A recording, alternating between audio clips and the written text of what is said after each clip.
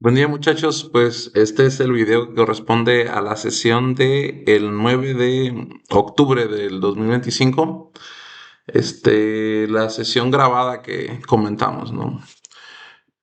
Vamos a retomar el ejercicio del motor de CD con el masa resorte amortiguador rotacional. Este es el último ejemplo que analizamos en clase y definimos que queríamos cumplir ciertos requerimientos, ¿no? En este caso, hacer que el tiempo de estabilización fuera menor que 3 y que su máximo sobre impulso fuera igual a 0.2 y definimos algunos parámetros.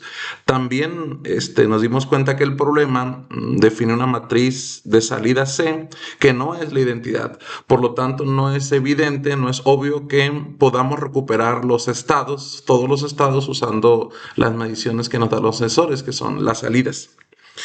Me voy medio rápido en el desarrollo del controlador, que evidentemente es el único controlador que hemos visto en clase, el de retro de estados. Entonces, para este controlador, los requerimientos que tenemos son primero, siguiendo nuestra metodología, pues validar que necesitamos trabajar, ¿no? Para ello, primero definimos nuestra matriz A, obtuvimos sus polos y nos dimos cuenta que analizando directamente los polos no es tan sencillo validar o concluir si se cumplen o no los requerimientos. Por ejemplo, todos los polos no son reales negativos, por lo tanto, saber que no se cumple el máximo sobre impulso es complicado. Y solo con analizar los polos, que uno es mucho más rápido que los otros dos que son complejos conjugados, pues tampoco es posible saber si se cumple el tiempo de estabilización solo con analizar los polos. Entonces nos pasamos a la siguiente forma que habíamos visto para validar los requerimientos si se cumplían ya, que es pues evaluar el sistema de enlace cerrado ante una entrada de escalón, ¿no? En este caso, definimos la matriz C para que pudiéramos ver el comportamiento de los estados y no de la salida, la definimos como la matriz identidad. Y entonces utilizamos los comandos SS para definir el modelo en espacio de estados y STEP para introducirle una entrada de escalón. De las respuestas podemos observar que mi valor en estado estable anda en menos 0.06 y el valor pico más o menos en menos 0.09. Por lo tanto, tengo mucho más allá de 30-40% de máximo sobreimpulso. Y mi tiempo de estabilización, que aquí tengo las líneas de la banda del 2%, pues anda arriba de los 3 segundos, ¿no? Por lo tanto, esto valida que necesitamos trabajar. Para poder trabajar utilizando este controlador, lo que tenemos que hacer es demostrar dos condiciones. La primera es si podemos recuperar todos los estados y la segunda es si el sistema es controlable. Para poder recuperar todos los estados, como nosotros sabemos que la ecuación de salida es y es igual a c por x, pues si de alguna manera podemos despejar de aquí x, entonces pues ya podemos recuperar los estados. Otra forma de verlo es si la matriz C tiene inversa. Entonces, pues valido si la matriz es invertible obteniendo su determinante. Si su determinante es diferente de 0, es invertible. Entonces, cumplo mi primer requerimiento, que es recuperar todos los estados. Para demostrar controlabilidad, pues tenemos que armar o definir mi matriz de controlabilidad. Recuerden que es una concatenación de columnas. Primero B, luego B A por B, luego A cuadrada por B y así sucesivamente tantas columnas como estados tenga el sistema que estamos analizando. Si saco el determinante de esta matriz y me da diferente de 0, pues entonces significa que el sistema es controlable y que usando la ley de control K por X puedo ubicar los polos del sistema donde yo quiera. Como ambos se cumplen, entonces demostramos que sí podemos trabajar. Para diseñar el controlador, yo necesito definir, aparte de la matriz de controlabilidad, la matriz H de A, la matriz que es una función de A. Entonces, para hacer eso, yo requiero definir tantos polos deseados como polos tenga el sistema o estados, que en este caso son 3. Nosotros ya habíamos visto una formulación que nos permite definir un par de polos deseados, utilizando los requerimientos que en este caso son un MP de 0.2, obtenemos un factor de amortiguamiento de 0.4559 y con ese podemos calcular la frecuencia natural. Usando ambos, puedo definir un par de polos deseados. Sin embargo, como el sistema requiere 3, pues tenemos que encontrar la forma, ¿no?, de diseñar el tercer polo deseado.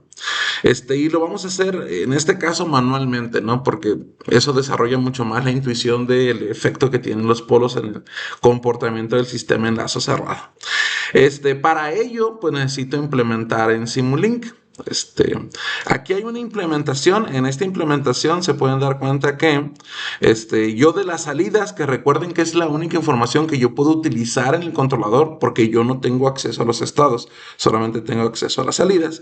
Pues de las salidas las multiplico por c a la menos 1 para obtener estados. Y esos estados los multiplico por k para definir mi controlador. Además, introduzco una entrada constante de 20, como lo indicaba el problema, para poder validar ante esta entrada el sistema en lazo cerrado, cómo se comporta. ¿Sí? Vamos a hacer eso utilizando Simulink. Si nosotros nos vamos a Simulink, pueden ver que aquí tengo ya mi sistema en lazo cerrado. Las ecuaciones del sistema son simplemente A por X más B por E. Eso hasta ahorita no ha cambiado. Defino como parámetro A y B.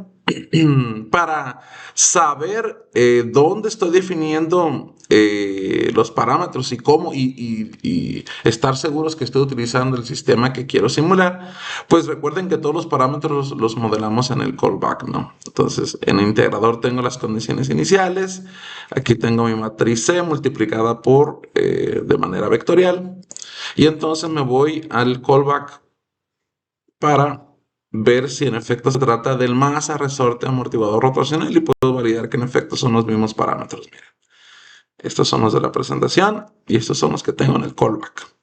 Además, yo ya tecleé las ecuaciones que requiero para definir mi controlador. En este caso, hasta aquí.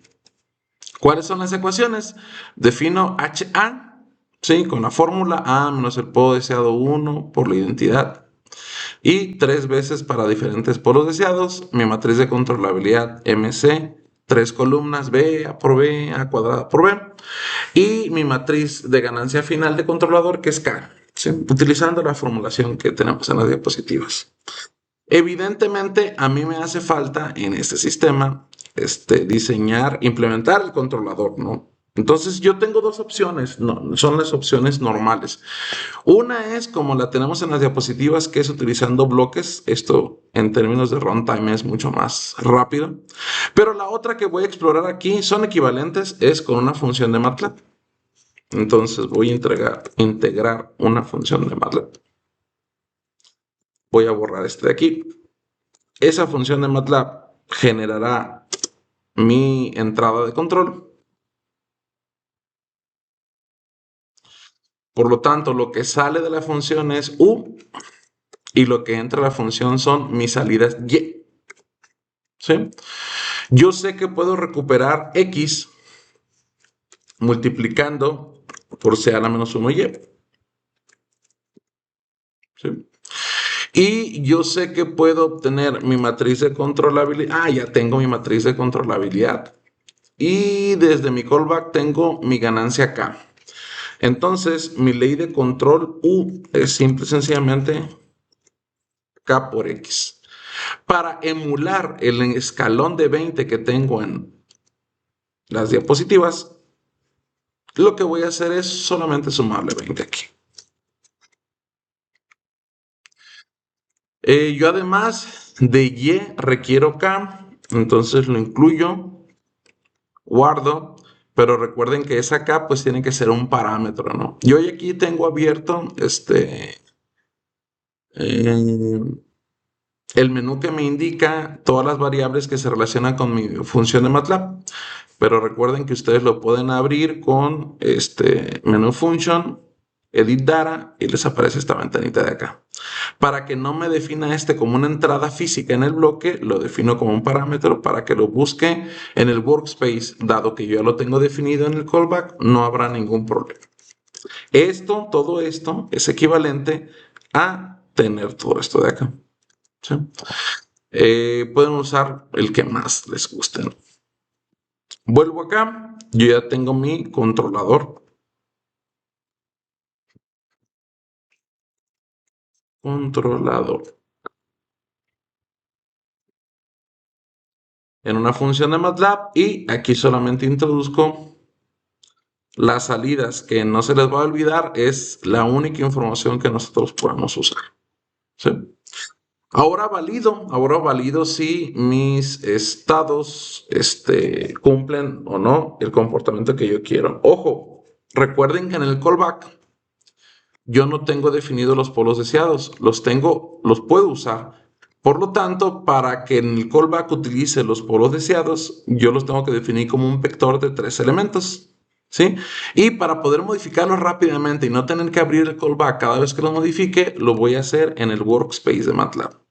Entonces aquí defino polos deseados y digo, el primero, de acuerdo a lo que nosotros diseñamos, valía menos 2 más menos 3.900. Entonces, menos 2 más 3.9045 por i.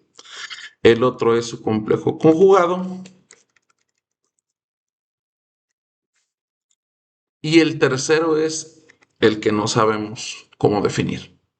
Entonces yo tengo acá en las diapositivas una tabla de análisis del efecto que tienen los polos, ¿no? Por ejemplo, el tercer polo en particular. Estos son los que hemos diseñado. Si yo pongo un tercer polo en 0, ¿qué pasa? Voy al modelo de Simulink, abro mi scope de estados, simulo y analizo, ¿no? Si cumple requerimientos, pues eso significa que, en efecto, fue una buena elección el definir el tercer estado como 0. Pero si recordamos el análisis de estabilidad que vimos, pues eso no suena lógico, ¿no? Me dice que, vámonos, un error en controlador. Yo estoy utilizando la matriz C aquí, pero yo no la tengo como parámetro. Entonces, para corregir este error, lo incluyo. Y acá la defino como parámetro para que la busque en el callback o en el workspace en general. Guardo. Entonces ahora sí, volvemos a ejecutar.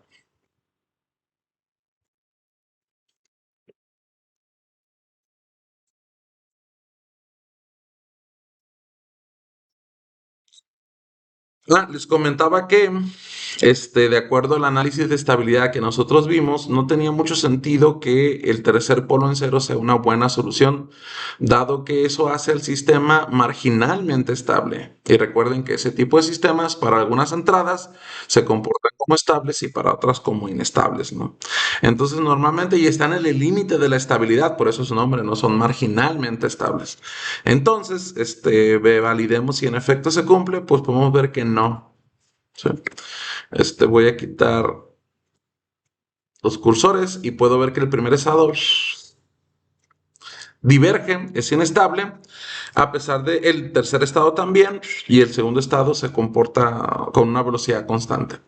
¿Tiene sentido eso? Pues recuerden que el primer estado, analicemos cuáles eran los estados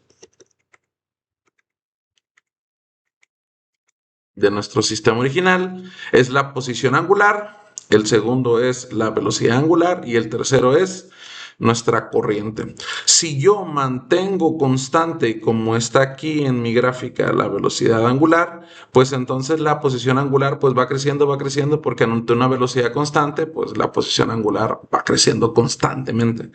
Y como va creciendo constantemente la posición angular, pues entonces la corriente que se requiere para mantener la velocidad constante aquí, pues va creciendo también, porque tiene que vencer la fuerza o el par que genera nuestro resorte.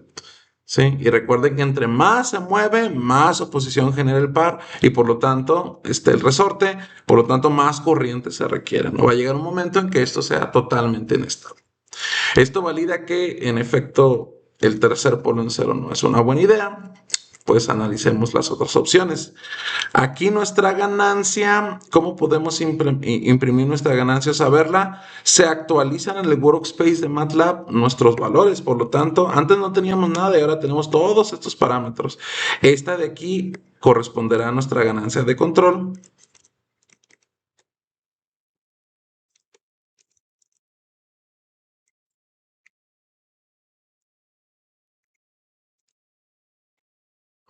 Ahí la tenemos.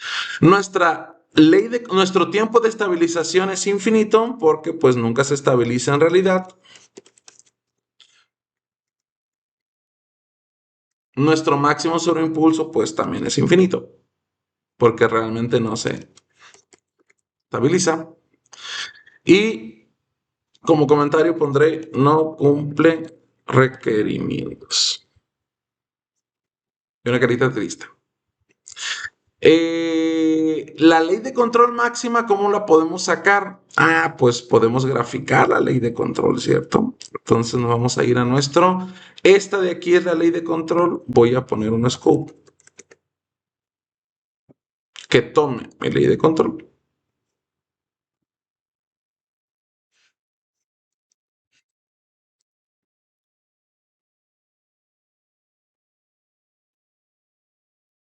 Y simulamos de nuevo, solo para ver con esos tres polos cuánto me está demandando la ley de control.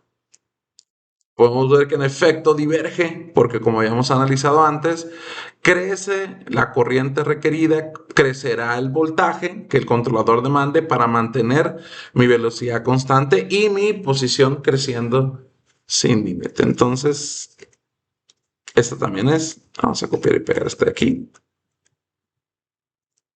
infinita.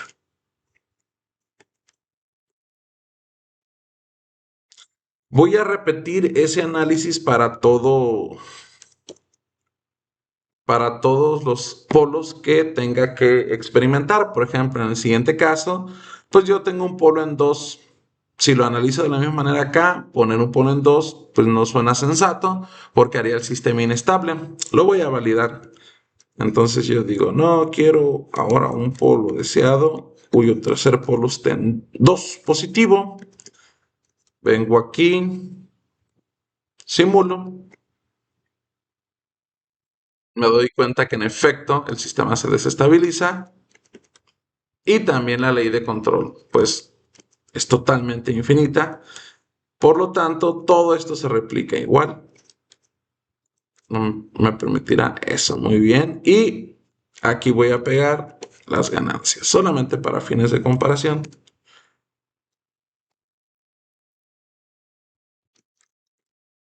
Y digo yo, estas ganancias son las que requiere mi controlador.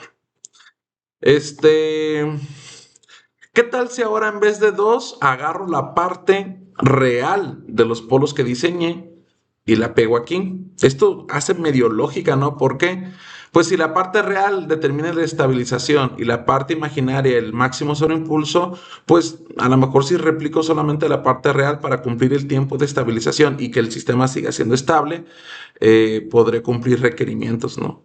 Entonces, para validar eso, voy acá a MATLAB y voy a ahora definir -2 como el tercer polo deseado. Simulo y veo qué pasa. Se dan cuenta que como yo estoy utilizando una entrada positiva, pero mi primer estado es la posición angular del segundo engrane, es decir, introduzco un voltaje positivo aquí. Eso genera una rotación positiva acá, pero genera una rotación negativa en el segundo engrane, que es el que determina el estado. Por lo tanto, es lógico que mi valor de estabilización sea negativo. Ahora, ¿cumple los requerimientos? Pues yo necesito que se estabilice antes de 3 segundos. Aquí están los 3 segundos. Diseñé para 2 y puedo validar que en efecto, antes de 3 segundos, mi sistema ya está estable, ¿no? Al menos mi salida en términos de posición. Recuerden, no puedo evaluar la velocidad porque la velocidad es la derivada de la posición. Por lo tanto, este puede no cumplir requerimientos siempre y cuando este lo cumpla. ¿Sí? Lo mismo pasa con la corriente. Esta sí va a cumplir requerimientos y puedo ver que en efecto, antes de 3, se estabilizó. Por lo tanto, con esto concluyo que con estos polos cumplo mi tiempo de estabilización. Ya lo había medio intuido, ¿no? ¿Por qué? Porque estoy forzando a que tenga la parte real de los polos que diseñé y la parte real determina el tiempo de estabilización y si es estable o no. Por lo tanto, tenía sentido que en efecto cumplir el tiempo de estabilización. Pero ¿qué pasa con el máximo sobreimpulso? El máximo sobreimpulso pues no lo cumplo, ¿no? Porque tengo máximo sobreimpulso 0 y necesito 20% o 0,2. Por lo tanto, esta no se cumple.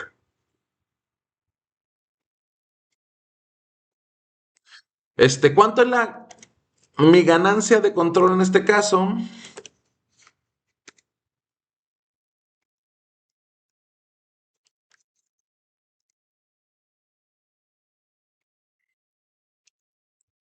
Se pueden dar cuenta que no varía tanto, miren, no son valores tan lejanos de lo que había calculado antes. Y aún así, esa es la diferencia entre que el sistema sea estable o sea inestable.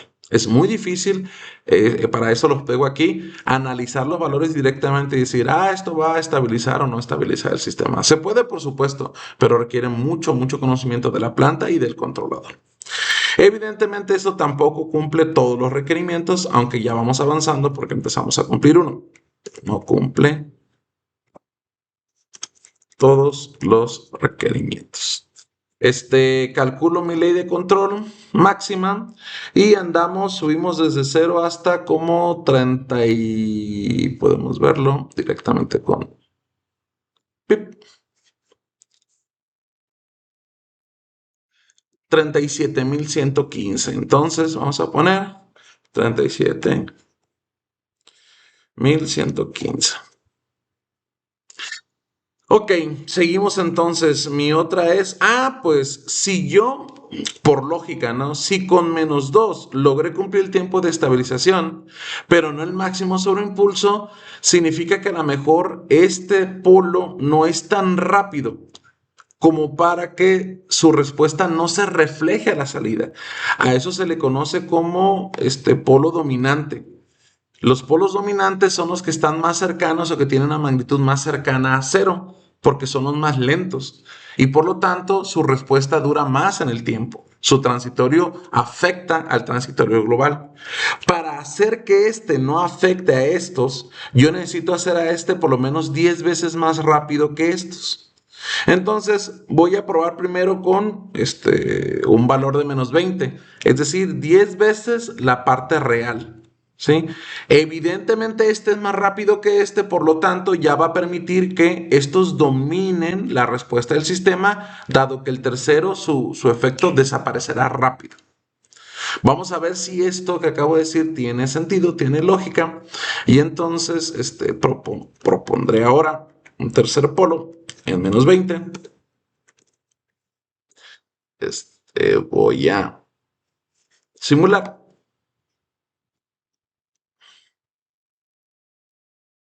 Ahora puedo ver que en efecto el tiempo de estabilización se cumple y tengo ya indicios de que estoy generando un máximo sobreimpulso que pudiera cumplir mis requerimientos.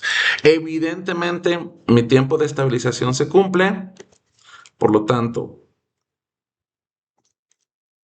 esto se cumple. ¿Sí? ¿Sí? ¿Por qué? Porque ya en 3 segundos ni siquiera necesito evaluar la banda del 2%. Puedo hacerla, por supuesto. Ahora, para el sobreimpulso, utilizaré de aquí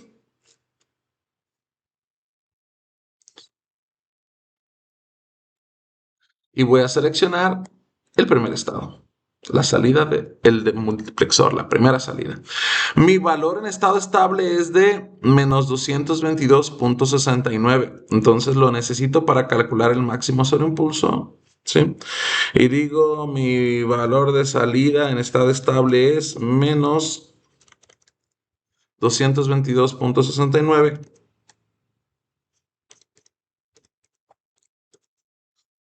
¿Sí? Y mi valor pico es, vamos a ver cuál es el max más negativo que podemos obtener, creo que es ese, -265,724.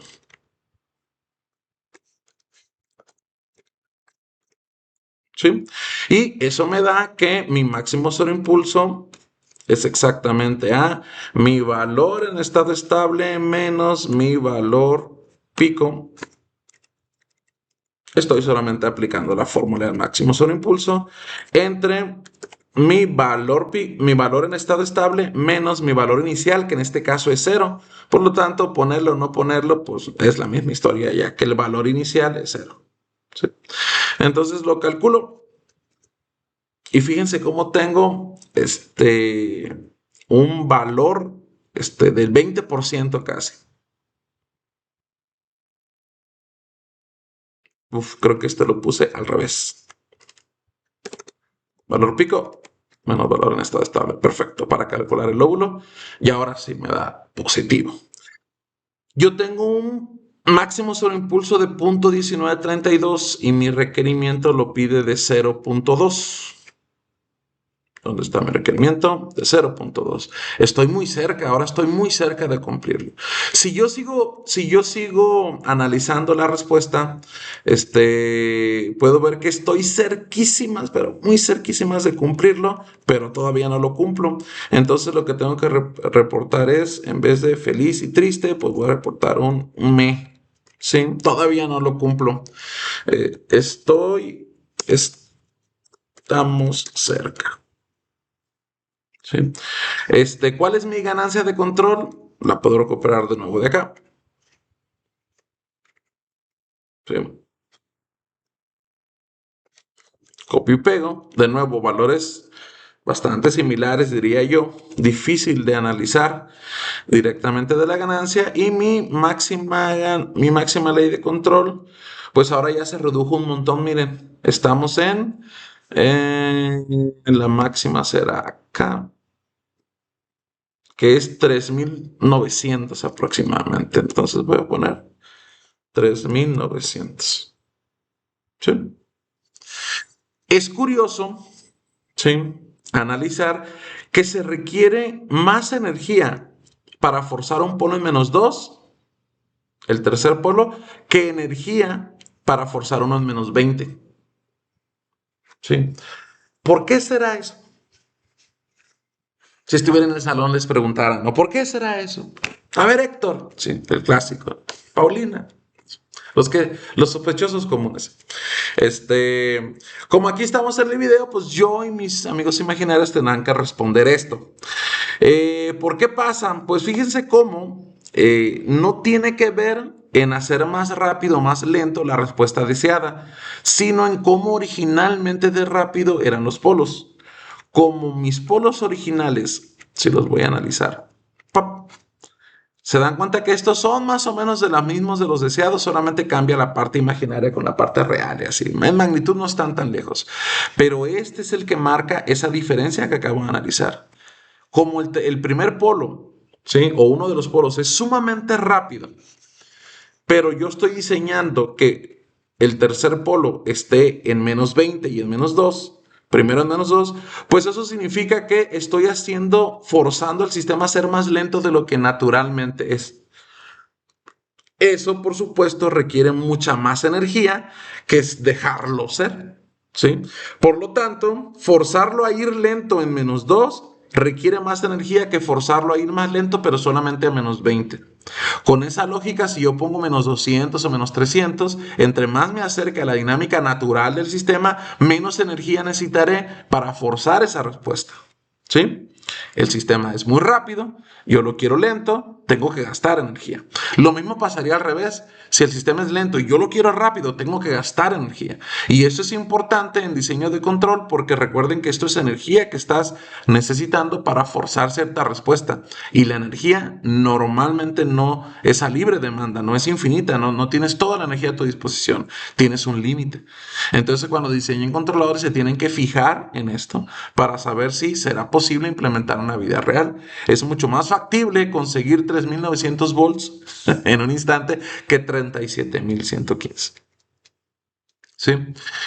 Ahora, Con esa misma lógica que también, yo sospecho que si yo hago más rápido el tercer polo, más cerca estaré de cumplir mi máximo impulso de 20%. ¿Por qué? Porque el efecto del tercer polo desaparecerá mucho más rápido y por lo tanto la dinámica diseñada tendrá mayor efecto, durará más y dominará la respuesta del sistema. Entonces aquí le voy a poner -50 solo para probar. ¿Sí? Evidentemente 2 veces más rápido que lo tirado por los dados. Voy acá y digo, quiero por los deseados en -50 ahora. ¿Sí? Simulo.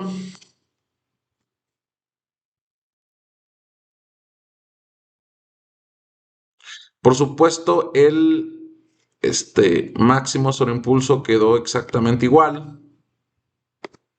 Perdón, el tiempo de estabilización quedó exactamente igual. Ah, mira que tengo este análisis de diferenciales. Ahorita los voy a utilizar. No sé por qué no se graficaron los otros estados. Habrá que averiguarlo. No tengo ningún error. Ahí están. Cosa de gráfica. Excelente. Eh, Pongo mis measurements, obtengo el valor pico, -106,79. No hay bien 80 por ahí, creo que ese es el bueno. Ah,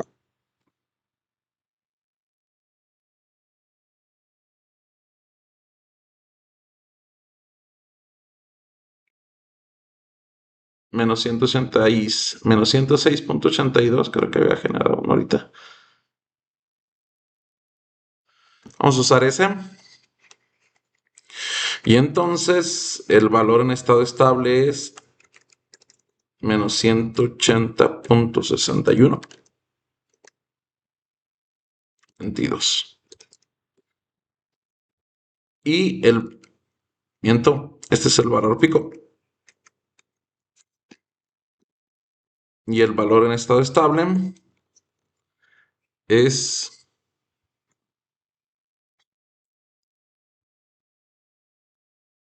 no se quiere ir. Si usted quiere ir, no te quiere ir. -89,0764.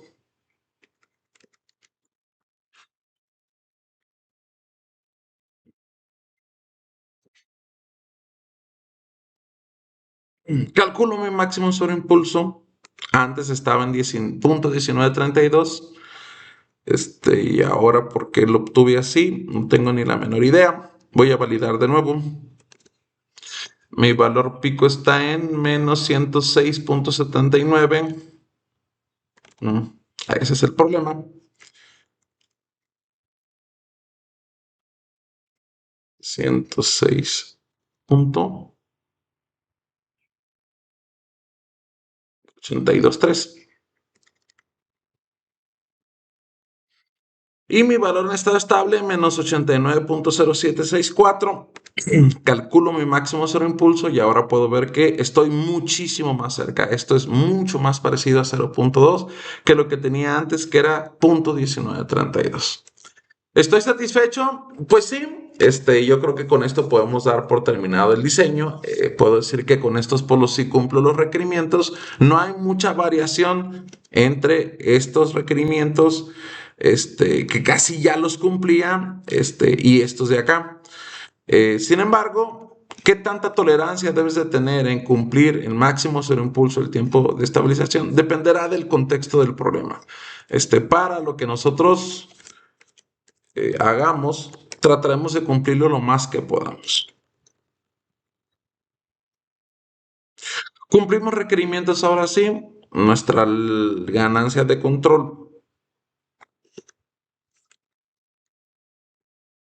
ahora tiene esta forma, es la ganancia final que implementaremos en el sistema real. Y nuestra máxima valor de la señal de control, la podemos ver acá. Podemos ver que ahora tengo en mi transitorio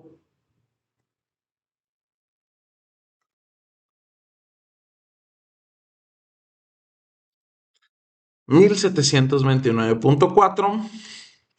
que incluso es menor que la que teníamos antes, 1729.4.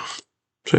Evidentemente este es un mejor diseño que este porque cumple mejor los requerimientos y requiere menos energía para cumplir mejor los requerimientos. ¿Sí? La última fila la voy a dejar para que ustedes exploren otras opciones, ¿no? Quizás puedan modificar un poco la parte imaginaria para ver de los polos que diseñamos para ver qué efecto tiene el máximo sobre impulso o la parte real también o lo que ustedes quieran, ¿no? De nuevo, espero que conforme hagamos estas simulaciones ustedes me vayan acompañando para que practiquen, pues básicamente esto, ¿no? Esto sería como el primer controlador que ustedes implementan también por su propia. Aquí es donde normalmente les pregunto, ¿hay dudas? Y ustedes dicen, no. Y yo les digo, muy bien, es una excelente noticia, porque lo que viene es una tarea de puntos extra, no siguen siendo de puntos extra. Hasta ahorita, la tarea de puntos extra 2.1. Y lo que te estoy pidiendo en esta tarea es diseñar un controlador por retroestados para el sistema anterior que cumpla nuevos requerimientos. Es decir, replicar la implementación, pero ahora cumplir otros requerimientos. Y el tiempo de estabilización ya no es un menor que un valor, sino yo requiero que el tiempo de estabilización sea exactamente 10 segundos y el máximo sobre impulso sea exactamente 0.6. Validen el desempeño en lazo cerrado usando Simulink. Eso implica que me reporten el modelo de Simulink, no fotos de Simulink, sino el modelo de Simulink, del archivo. Y en caso de que no se puedan cumplir los requerimientos, pues argumentar las razones, ¿no? Y proponer la mejor solución posible. Si la mejor solución posible cumple requerimientos, bien hecho. Si no, la mejor que ustedes consigan. Y con base en ello, los voy a evaluar. En breve habilitaré esta entrega también en capas, ¿no? Para ustedes. Pues estos dos ejemplos nos han mostrado, que hemos visto estos dos ejercicios, nos han mostrado cómo ubicar polos, ¿no? Para un sistema que es controlable y del cual yo puedo recuperar pues los estados, ¿sí? Sin embargo, no hemos visto ningún esquema de control que permita seguir referencias, ¿no? En términos de que tengo un valor deseado para alguna variable, esta puede ser estados o salidas o combinación de estados, y yo quiero que esa variable converja hacia ese valor. Ese valor puede ser constante o variable. Evidentemente, diseñar para una referencia constante es mucho más simple que para una referencia variante y ese será el primer caso que veamos, ¿no? Para seguir referencias constantes, es decir, ¿qué tal si deseamos que alguna salida, ¿no? O algún estado, luego vamos a ver que también es posible, pues siga una referencia constante R, ¿sí? En este caso tengo que agregar un término a la ley de control que ya conozco, ¿sí? Un término que se define como una ganancia F por la referencia constante que quiero que siga esta salida. Y K por X, pues es el mismo término de control que hemos visto en los ejercicios anteriores. Evidentemente, esto significa que yo tengo a este esquema de control se le conoce como feedback, porque la parte de K por X es de retroalimentación, y a que no está retroalimentado, si se dan cuenta, agarra la referencia, la procesa y directamente le inyecta en entrada de control, ese sería como una parte de lazo abierto. En control a esto se le conoce como feed forward. Entonces, si yo agrego un término de feed forward a un término de feedback, puedo hacer que una variable siga una referencia constante. Para demostrar esto, lo vamos a hacer aquí matemáticamente, pero no quiero que se me asusten. No es necesario que ustedes repliquen este procedimiento cada vez que tengan que diseñar la ganancia F para seguir referencias constantes. Sí, solamente quiero que vean de dónde viene el diseño, ¿no? La dinámica del sistema en lazo cerrado es decir, una vez que sustituimos en vez de U K por X más F por R, pues resulta K, ¿no? Si se dan cuenta, K se sigue diseñando de la misma manera para generar por los deseados en el nuevo sistema enlace cerrado. Y tengo mi valor o mi término de feed forward afectando a una constante que se suma a la dinámica. Eso es el único truco que hay. Las ganancias de control se siguen diseñando K para ubicar los polos del sistema, ¿sí? Y F para seguir referencias constantes. ¿Cómo se diseña esta ganancia F? Pues ya sabemos cómo diseñar K, ¿no? Para ubicar polos.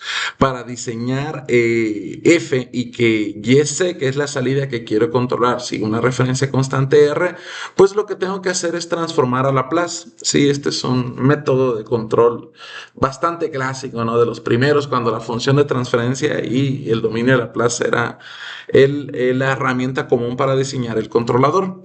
Entonces, si yo transformo a Laplace el sistema en lazo cerrado, es decir, este que tengo aquí, pues entonces esto se convierte en una multiplicación por S, ¿sí? Esto se convierte en XS y R, que es lo que tengo acá, se convierte en una señal en Laplace. Entonces, S por XS, todo está la matriz en lazo cerrado por X, que es mi estado, y más BF por RS. Luego yo voy a agrupar, voy a pasar para acá X para poder agruparlo y me queda aquí. Se pueden dar cuenta que aquí apareció una matriz identidad y la razón es porque, primero, esto es equivalente a esto, totalmente. Si yo multiplico esto por la identidad, pues me queda esto. Pero el hecho de poner la identidad me va a permitir agrupar estas dos matrices que multiplican a XS. ¿Por qué? Yo no puedo agrupar solamente S, ya que S es un escalar y esta es una matriz. Por lo tanto, esta resta pues no tendría sentido. Pero si yo le pongo la matriz identidad aquí, no estoy modificando nada, pero ya me permite agrupar X de S. Y entonces acá me queda X de S por S por I n menos A menos B por K. Eso lo paso del otro lado de la igualdad, pues como inverso. ¿Sí? Su inverso izquierdo, recuerden, porque está multiplicando por la izquierda XS. Entonces, X de S se despeja como la inversa de todo esto multiplicado por lo que tenía de este lado, que era B, F y R, S. Ahora, YC es solamente una salida, ¿sí? Entonces, yo la puedo definir como una sola fila, que será CC, que será como, imagínate que yo quiero controlar la primera salida del sistema, pues entonces CC va a ser la primera fila de C. Pero si yo quiero controlar la segunda salida, pues entonces CC será la segunda fila de C. Y así sucesivamente. Entonces mi salida es igual a una fila de C, ¿sí? Multiplicada por X. Si es que una salida es lo que yo quiero controlar. CC, por supuesto, es solamente una fila, por eso es de tamaño 1 por N. Y si expreso esta salida en función de los estados, es decir, que en vez de tener YC de t es igual a CC por X de t, lo transformo a Laplace, ¿sí? Pues me quedará YC de S es igual a CC por X de S. Como yo ya tenía despejado X de S, pues lo sustituyo y todo queda así. La última consideración es que como R es una referencia constante, pues su transformada de Laplace es simple y sencillamente R entre S como un escalón, ¿sí? Por eso la transformada de un escalón en Laplace es 1 sobre S. Entonces, R constante pues es R entre S. Si yo sustituyo esto aquí, pues entonces obtengo toda esta expresión, ¿sí? Habíamos mencionado antes el teorema del valor final. ¿Sí? Si yo aplico el teorema del valor final, que básicamente es una propiedad de la transformada de Laplace, y dice que tú puedes evaluar en tiempo infinito, es decir, valor en estado estable, en tiempo de una variable, la puedes evaluar directamente en Laplace si multiplicas por S y evalúas el límite cuando S tiende a 0. Es decir, evaluar S igual a 0 es equivalente a evaluar en el tiempo cuando el tiempo tiende a infinito. Por lo tanto, aplico el teorema del valor final, esta formulación a YC de S, ¿sí? Y entonces, pues me queda todo esto que tengo acá, ¿sí? Multiplicado por S y evaluado en S igual a 0. Esta S y esta S se eliminan esta S se hace 0 y entonces me queda todo el resto, que sería CC por todo esto, menos A menos BK, por B por F por R. ¿Sí? ¿Qué significa esto? Esto significa que con la entrada de control definida como K por X más F por R, mi salida Y de C se estabiliza en este valor de aquí. Pero yo no quiero que se estabilice en este valor de aquí, yo quiero que se estabilice solamente en R. Por lo tanto, la pregunta de diseño es, ¿cuánto debe de valer F? Que es el único parámetro que puedo diseñar ya. Recuerden que K se diseña para ubicar polos. El que se diseña para seguir referencias constantes es F. Por lo tanto, si yo analizo esta expresión y concluyo cuánto debe de valer F para que el límite sea solamente R, pues ya está, ya terminé mi principio de diseño. Y por supuesto que es evidente que si F vale la inversa de todo esto, pues entonces todo esto por F se va a neutralizar y me quedará solamente un 1. Por lo tanto, mi salida se estabilizará en R y habremos terminado el diseño de F. Esto se explica acá. Si F vale la inversa de todo lo que tenías a la izquierda F, pues cuando sustituya, pues todo esto se va a neutralizar. Y entonces mi salida se estabilizará justamente en R, con lo cual pues hemos logrado nuestro objetivo de control. ¿Sí?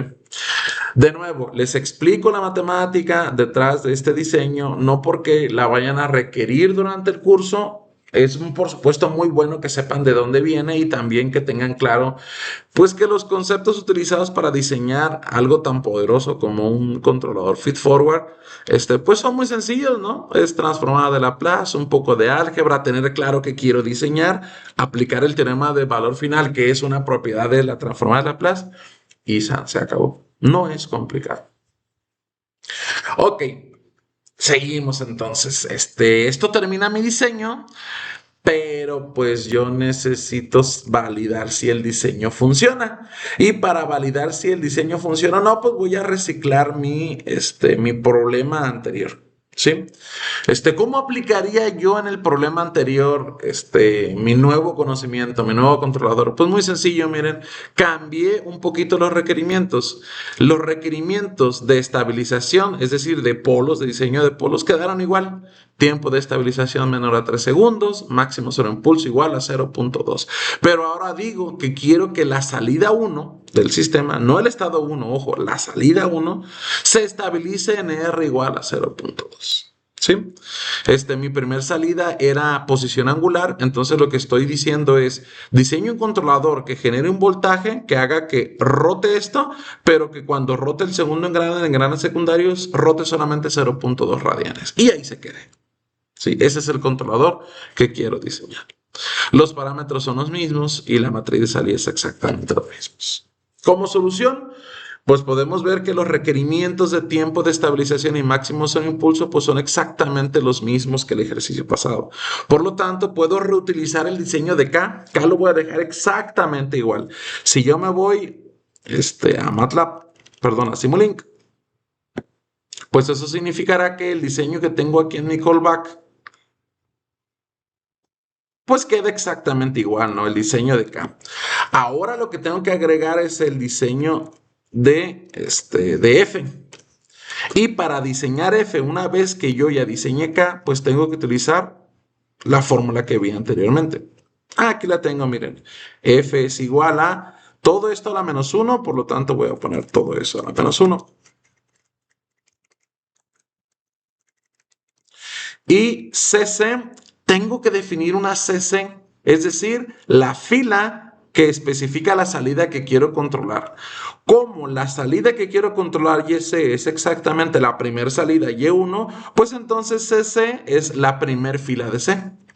Entonces voy para acá y antes de diseñar F digo yo, CC es igual a la primera fila, todas las columnas de C. Y entonces ya estoy listo para aplicar CC por algo por B. De hecho es algo a la menos 1 por B. Entonces a la menos 1. Y adentro tengo menos A menos BK. Menos A menos B por K. Simplemente transcribí la fórmula. Aplico. ¿Cómo se implementa esto? Pues recuerden que yo tengo que sumarle una constante a mi controlador de la misma manera que tenía una suma aquí. Tenía una suma de 20, pero ahora esa suma de 20 no tiene que ser 20, ahora tiene que ser f por r. Por lo tanto, yo requiero como parámetros f y voy a definir aquí r igual a 0.2. ¿Pude haber definido r en el callback? Sí, sin problemas, es totalmente equivalente. Entonces aquí me queda f por r, ¿sí? Y tengo que agregar f como parámetro.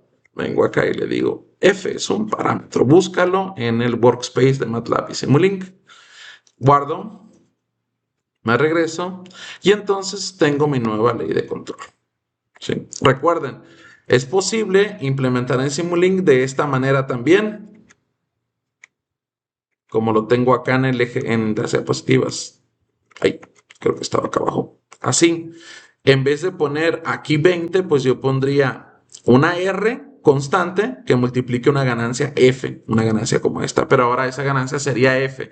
La multiplicación puede ser escalar porque F y R son ambos escalares. Esto es totalmente equivalente a tener todo en una función de MATLAB. Ahora creo que ya se pueden dar cuenta que tiene sus ventajas desde el punto de vista de codificación definir tu controlador en una función de MATLAB en vez de por bloques. Es equivalente y ya habíamos dicho que esto es mucho más rápido, pero mucho más rápido en ejecución, pero en términos de diseño, pues esto es mucho más práctico. Entonces yo aquí ya tengo mi ley de control totalmente completa. Tengo en mi callback K y F, que es lo que requiero, y ya puedo probar si en efecto mis estados o mis salidas se convergen a donde quiero. No puedo analizar los estados porque recuerden que lo que quiero controlar es las salidas. Entonces, de alguna manera tengo que abrir, ¿dónde está Simulink? Mis salidas, que son estas de acá. Como estoy controlando la salida 1, pues entonces la salida que tendría que irse a 0.2, pues es la 1. Acá yo tengo las leyendas activadas, la cual me indica que la línea amarilla es la salida 1, la línea azul es la salida 2 y la línea 3 es la salida 3. Si se pueden dar cuenta, cuando teníamos la ley de control solamente K por X, pues estas salidas no se iban a un valor que yo deseara. Se supone que ahora que le dé simular con esta nueva ley de control, pues mi salida 1 tiene que irse a 0.2. Validemos que en efecto eso sea correcto. Simulamos si es que no hay ningún error. Validamos. Si hay un error, pues también nos sirve porque aprendemos a corregir errores y podemos ver que en efecto nuestra salida 1 converge al valor de 0.2, con lo cual validamos que nuestro diseño es correcto. Recuerden, se sigue estabilizando antes de 2 segundos, antes de 3 segundos, que cumple mis requerimientos. Ya validamos que el diseño de K cumple el máximo sobreimpulso que yo requiero, analizando el estado 1 en particular. Entonces, todos los requerimientos se están cumpliendo. Sí.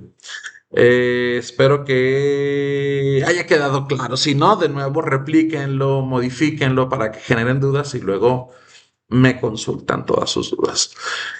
Ahora, ¿qué tal si yo no quisiera controlar la salida 1? Es decir, si yo viniera acá y que el problema, en vez de que me dijera, no, pues controla la salida 1, me pidiera que controlara la salida 2 o la salida 3.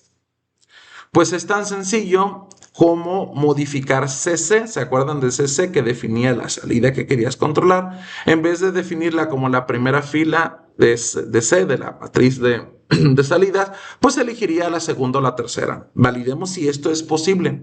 Por ejemplo, si yo quiero controlar la salida 3, aquí le pongo yo, debe ser 3. ¿Sí? Aplico. Y ahora, cuando le dé run, pues no será la primera salida, la amarilla, la que se estabiliza en 0.2, sino tiene que ser la tercera, que es la roja.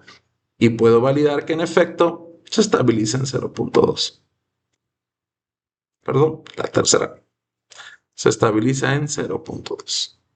Si yo quiero que la segunda sea la que sigue esa referencia constante, pues entonces aquí le cambio a 2.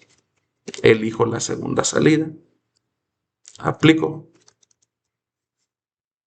Y cuando vuelva a simular, pues ahora será mi línea azul, mi señal azul, la que tenga que estabilizarse en 0.2. Y por supuesto que se cumple. Aquí ya no es tan fácil de ver, la verdad, pero si pongo measurement y elijo 2, pues puedo validar que en efecto mi salida 2 se estabilizó en el valor 0.2. Las otras salidas se estabilizan en los valores que se requieran. Para que mi única salida, recuerden que este esquema de control controla solamente una salida, que es para sistemas ISOs, para que esa salida que quiero controlar se estabilice donde yo lo deseo. Entonces, para cambiar de salida o de variable a controlar, lo único que necesito modificar es CC. ¿Sí? Ahora, ¿qué tal si yo les dijera, no, yo no quiero controlar salidas, yo estoy interesado en controlar estados? Ok, si estás interesado en controlar estados, cerremos las salidas y analicemos estados. ¿Dónde se estabilizan los estados? Pues la verdad no lo sé. ¿Sí? Se estabilizan en valores que yo no he diseñado. Miren, menos 0.6, este es 0 y este es 2. Ok, si yo quisiera que la primera salida se estabilizara, perdón, el primer estado, no la primera salida, el primer estado se estabilizara en 0.2, pues entonces mi CC, en vez de reciclar los valores de mi matriz de salida, pues tendría que poner aquí una fila que indique el primer estado. Evidentemente, como hemos visto en clase, eso correspondería a 1, 0, 0. Esto especifica que la variable que quiero controlar es el primer estado. Aplico, simulo. Si todo salió bien, pues mi primer estado se tiene que estabilizar en 0.2. ¿Cómo lo puedo mostrar? Ahora, si yo quisiera controlar el tercer estado, vengo acá y digo, no, no, no, no, no. No quiero el primer estado, sino el tercero. Aplico, simulo. Si todo sale bien, mi tercer estado se estabiliza ahora en 0.2. ¿Sí? Finalmente, para cerrar la clase, ya faltan 11 minutos y ya todos me están viendo ansiosos porque ya se quieren ir. Si yo quisiera controlar el segundo estado, pues teóricamente yo vengo aquí, pongo selecciono el segundo estado, aplico, simulo y qué caray, ¿qué pasó ahora?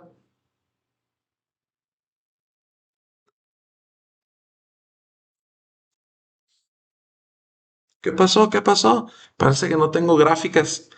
Veamos a ver si nos marcó algún error Simulink y dice, un error ocurrió. La derivada del estado 1 es no finita. Es decir, ¡fup! Divergió esto.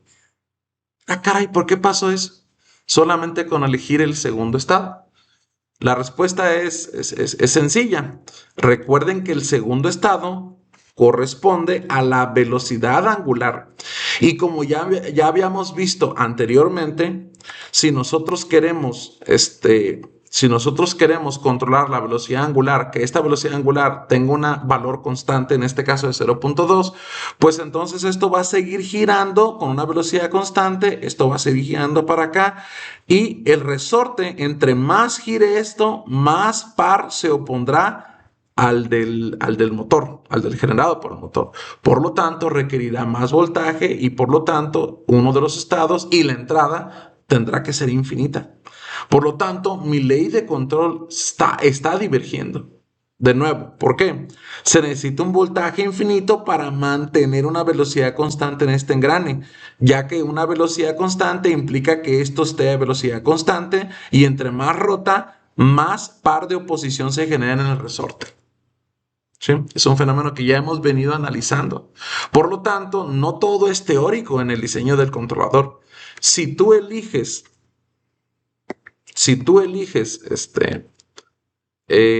un estado que físicamente sea imposible mantener una velocidad constante, pues vas a obtener este fenómeno, ¿no? El sistema se va a inestabilizar, alguna variable tomará un valor no definido o infinito, y entonces Simulink marcará error. Por lo tanto, de nuevo, esta es la razón por la cual todo el primer parcial nos enfocamos en entender variables, entender modelos, entender sistemas. Es necesario, sí, entender eso para luego, si obtienen un error, saber por qué obtuvieron el error. O más bien, no tener que generar el error para saber que no tiene sentido controlar un sistema, en este caso este sistema, para generar una velocidad constante en uno de los engranes.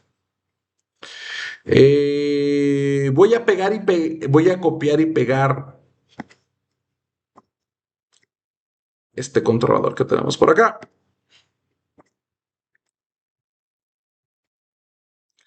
para que lo tengamos en las diapositivas. Este sería la implementación de mi controlador por retro de estados para seguimiento de referencia constantes. Actualizaré las diapositivas para que ustedes la tengan, justamente las que acabo de generar, y puedan replicar los ejercicios de esta sesión. Pues por mi parte sería todo, muchachos. Para la siguiente sesión arrancaremos con otro ejercicio diferente. Recuerden, yo asumiré que ustedes ya hicieron estos ejercicios y que los practicaron en casa, para cuando lleguen conmigo pues tengan dudas específicas y podamos continuar con los siguientes ejercicios. Nos vemos, muchachos, que tengan un buen fin de semana. Nos vemos el próximo martes.